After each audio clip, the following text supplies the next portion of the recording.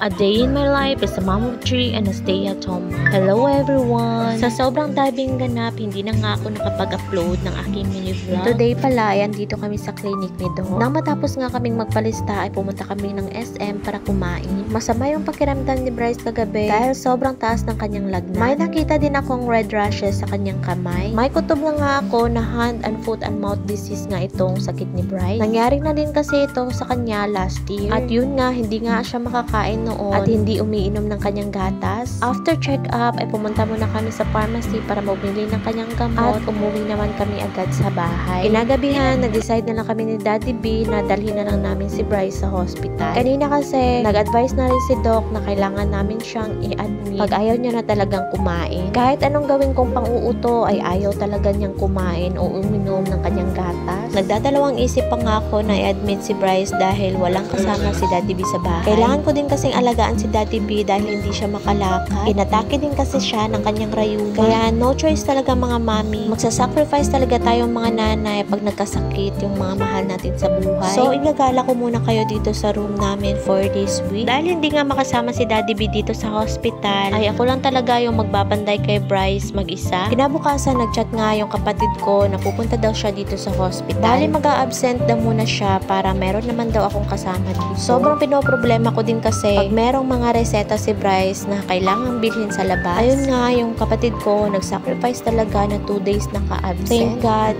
mahimbing na yung tulog niya. Kaya eto, kakain muna ako ng breakfast. Ito pala yung binigay na pagkain dito sa hospital. 2 pandesal, 1 itlog, 1 cheese, 1 banana, karos caldo, at saka maliit na ham.